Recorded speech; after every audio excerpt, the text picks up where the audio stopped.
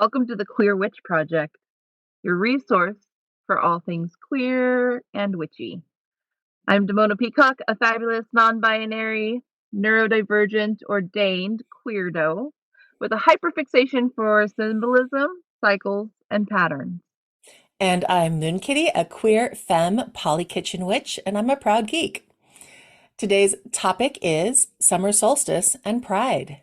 Summer solstice has this natural rhythm that happens as the seasons change. We get days that get warmer and brighter, and pride has its own kind of natural rhythm and energy. So, what is that history behind pride and the summer solstice, and how do they connect together?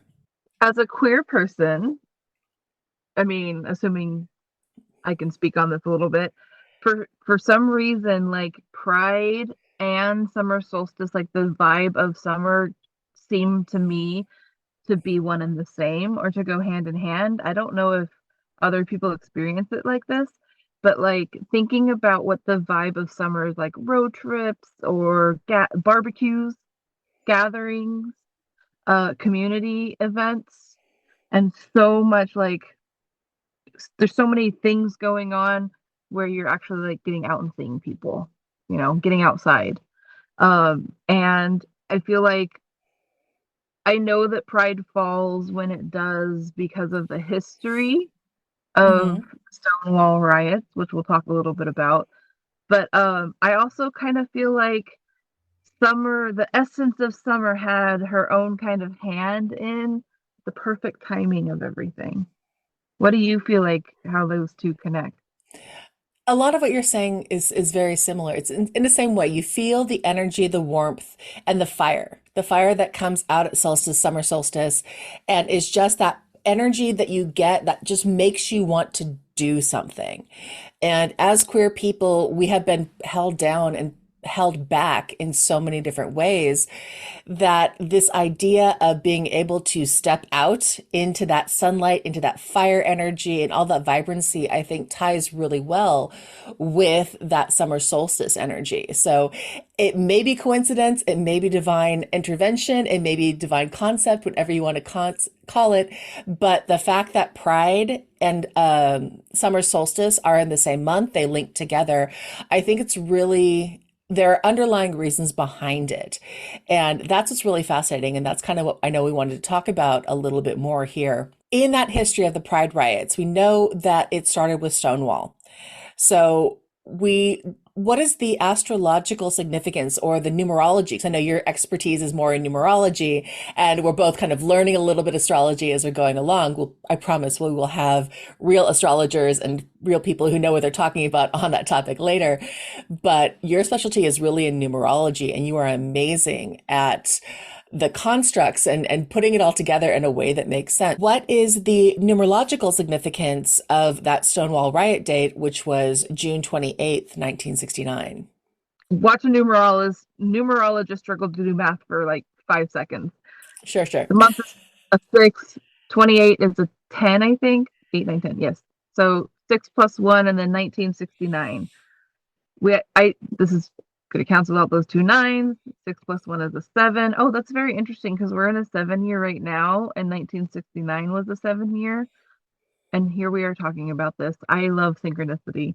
7 plus 1 is an 8 plus 6. 8, 9, 10, 11, 12, 13, 14.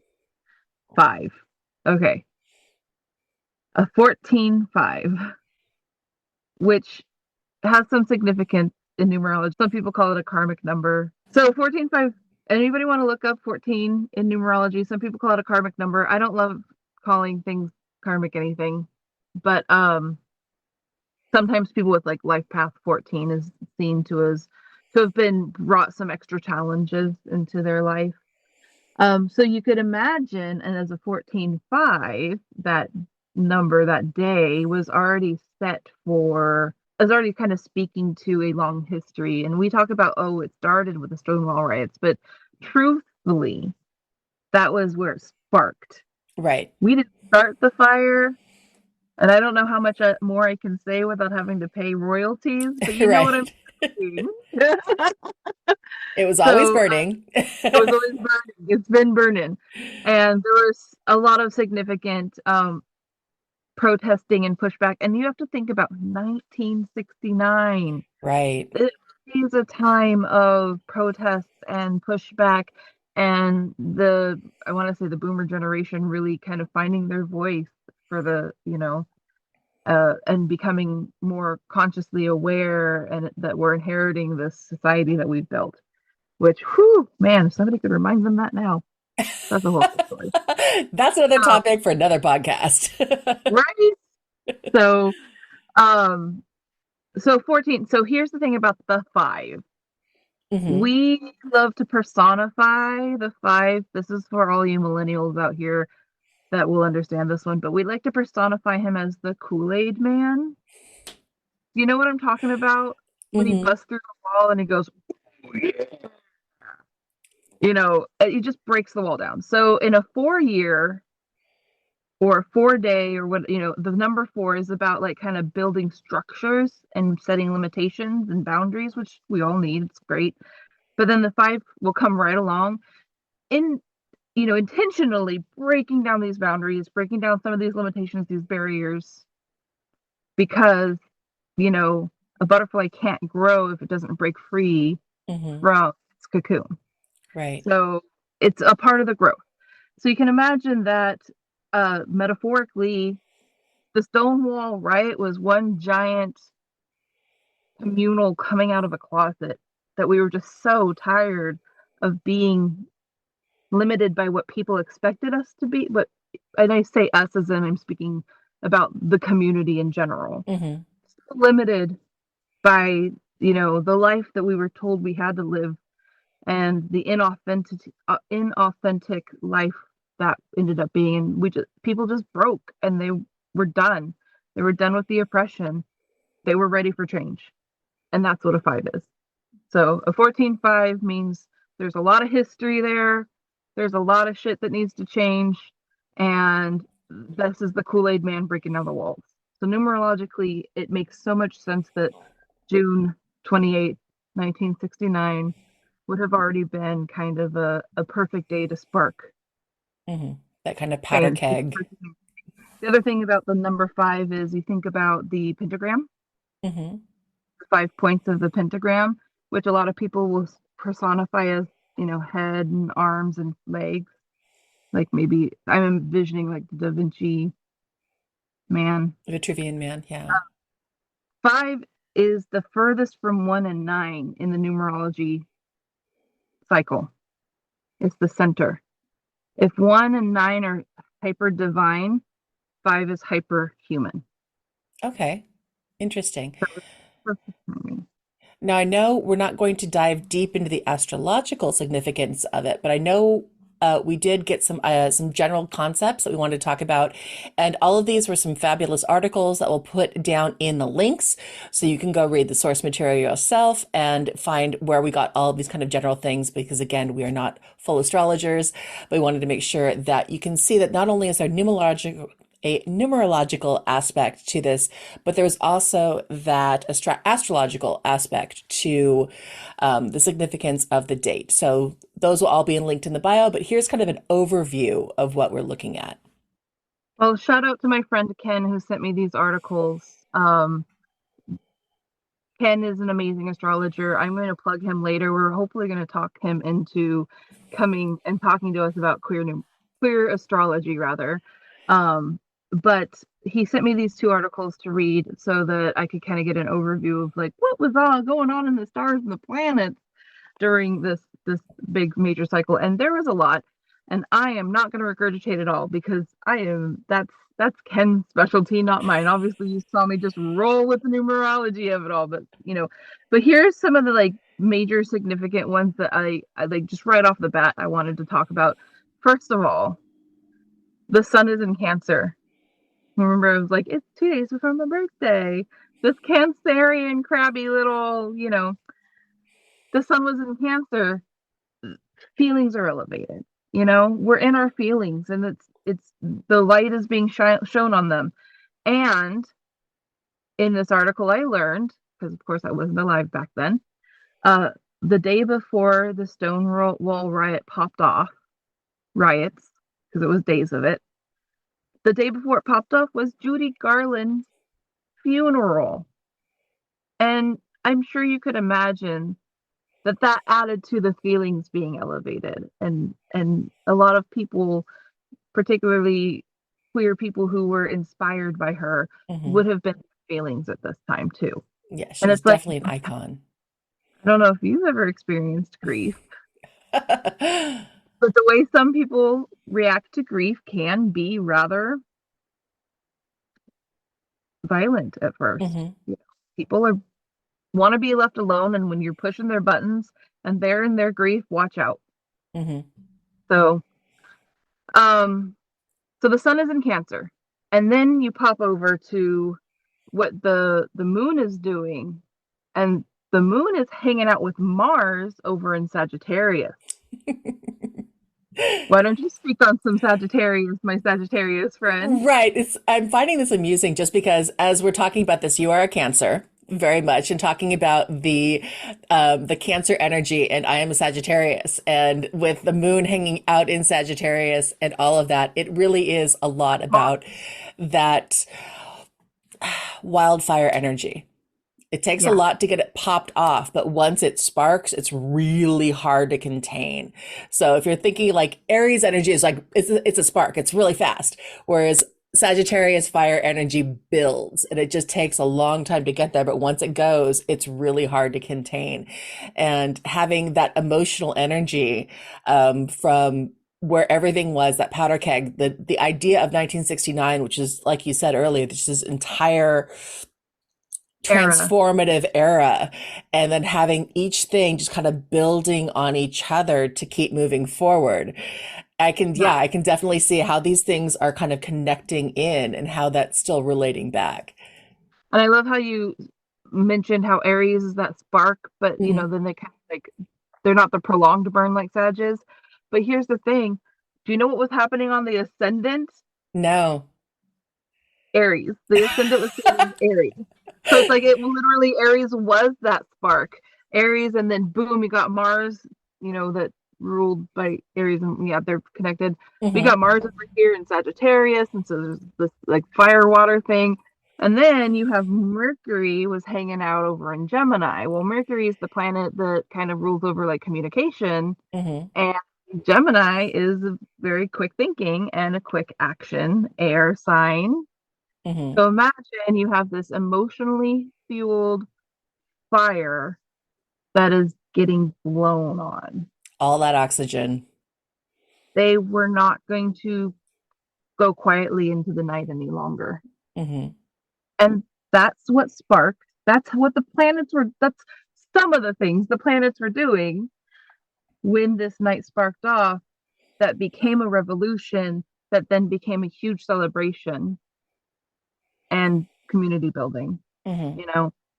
And even though I'm, not all rose colored glasses, I know that things are still tough for a lot of our brethren, Oh yeah. our community members, a lot of people who fall under our umbrella, under the queer umbrella. The world out there is really rough, but there's still an optimistic part of me that says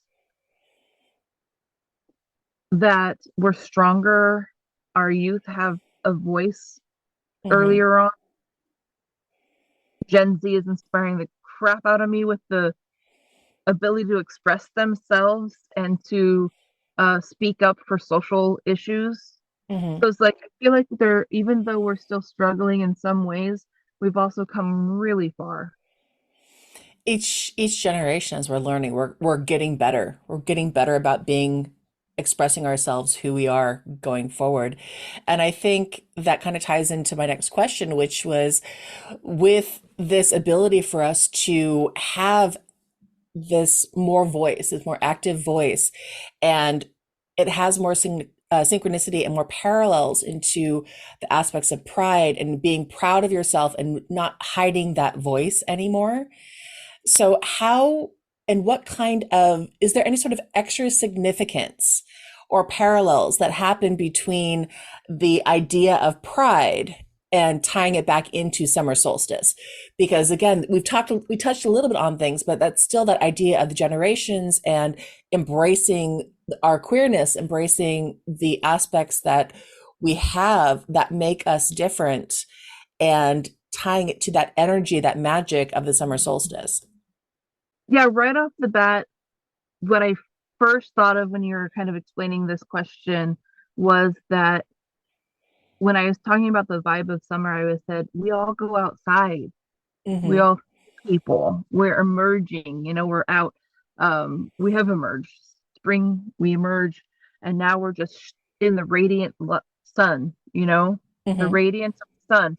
And I think that that's what it feels like to not only like face that fear of just being your authentic self and not hiding for other people's comfort or discomfort, but also when more often than not, when people are able to take that step, they find a lot of connection with people who understand them, and Mm-hmm. that they're not alone, and that the community's bigger than you think. And uh such a wide, beautiful rainbow of personalities, and people that are going to love you, chosen Mm-hmm. family. And I think those are big arching themes for queer community, but I think that it's really comes back to getting out into daylight and being ourselves and being visibly queer and saying, no, you don't get to rob me of my humanity just Mm-hmm. because I'm different than you. What about rainbow capitalism?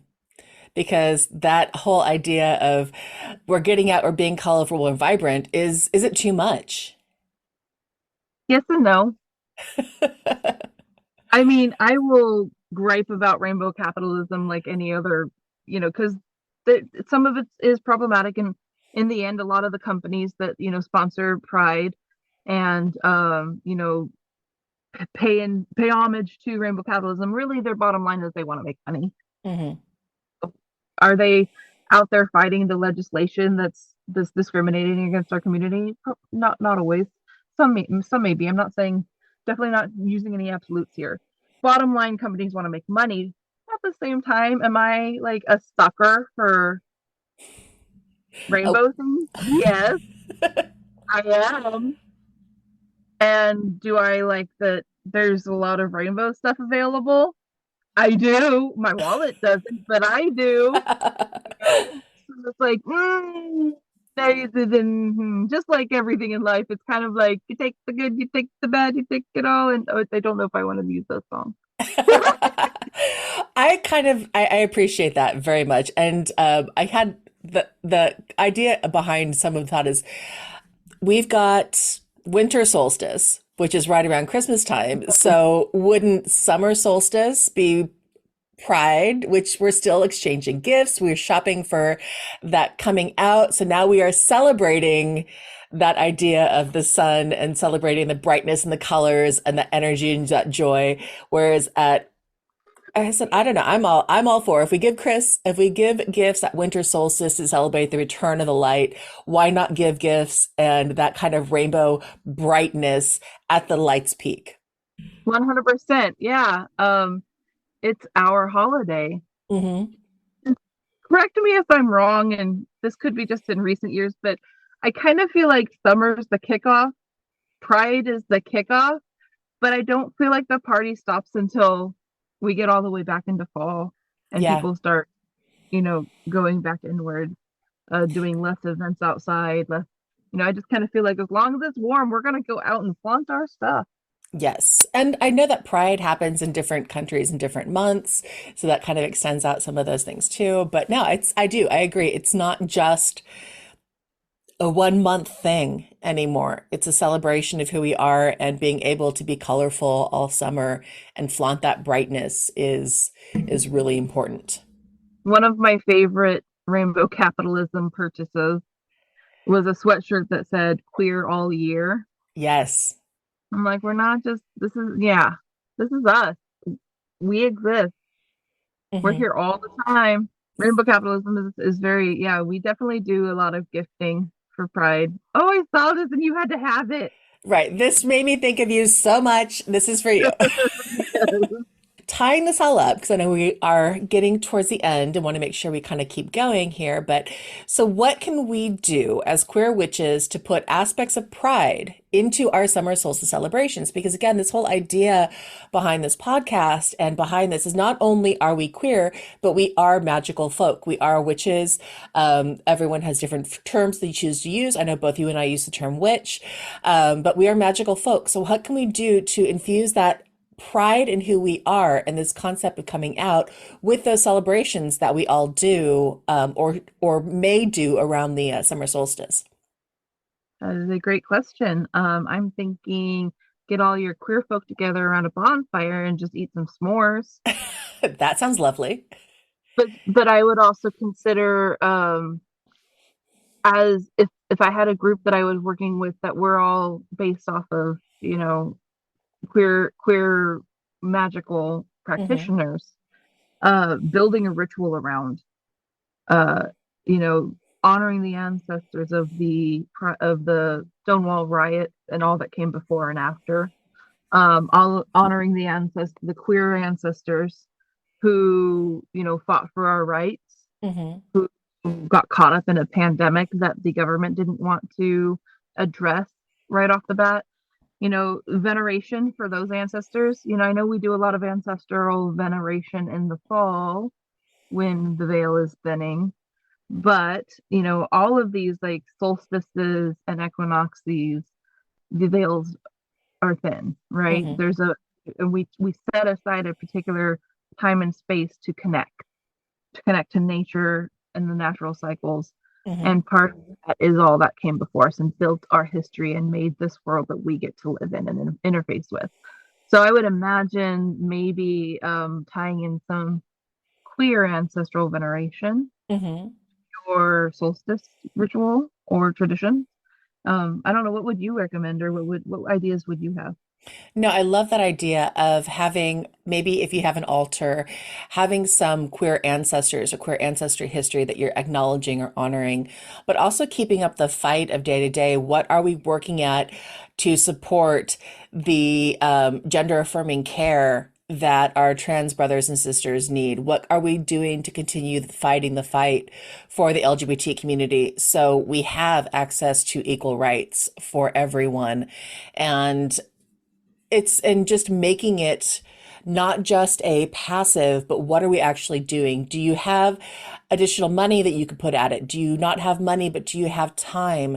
Do you have the ability to kind of just put something and towards what it may be? Again, there's money, there's resources, there's just even studying and learning so that you can be more open-minded and listening to the voices that are being heard, or the voices that are speaking rather, so they can be heard and share their story and share their truth, so we can open up to more of a global perspective and seeing that for Also, all that we are different, we are the same. and also using your own voice and telling your own story and humanizing, Yes, humanizing yourself to those that'll listen, you know, sharing our humanity. yes. The only way we're going to get stronger is together. Yes. And I think that also ties back into the whole coming out to celebrate and being visibly queer, Hmm. because somewhere there's someone whose voice has been taken away from them. There's someone who feels like they can't use their voice, Right. and there's someone who's hiding how they feel. Hmm. And see people out there love happy and in their joy and celebration and authenticity in the light of day and say, wow, I can identify with that person. Maybe I'm not so alone, Hmm. and maybe things will get better. Right. We know that things do get better. And I 100% know that. yeah, and that's the one of those things that we look at chosen family versus our bio families, because unfortunately we know there's still so many LGBTQIA plus kids that are stuck in families that don't understand and aren't willing to understand. And if we can just acknowledge and help them understand that it does get better. I Yep. promise it does get better. You will find a community that understands you, Yeah. that will support you, and that will help. And The I think that's people the will ultimate take you part. yeah, the right people will take you under their wing. Yes, You're not alone. not at all. And that's the fire of that solstice energy that we really need. 100%. Yeah, that's beautiful. Well, what a beautiful day to launch such a wonderful podcast project. I know, I'm really excited about this. So, yes, we are launching our first episode here on the summer solstice. And yeah, so we are looking at doing this every a couple of times a month. So, you'll get podcast twice a month on here, and we're going to look to have different guests and lots of other fun things. So, with that, let's do our first official outro and we'll get going. And yeah, hopefully you guys enjoyed, or guys, okay, sorry, correction. Hopefully all you folks enjoyed this and let us know. We can't wait to hear from you. So, with that, Thanks for listening to the Queer Witch Project. If you enjoyed this topic, like, follow, leave us a comment. if there's a topic you would like to know more about or an episode topic you would like to suggest, contact us at thequeerwitchproject@gmail.com or find us on YouTube, TikTok, and Instagram with the handle at Queer Witch Project. Again, we upload twice a month. And remember, queerness is a key to magic. Be yourself, love rebelliously. Thanks, everyone. Bye.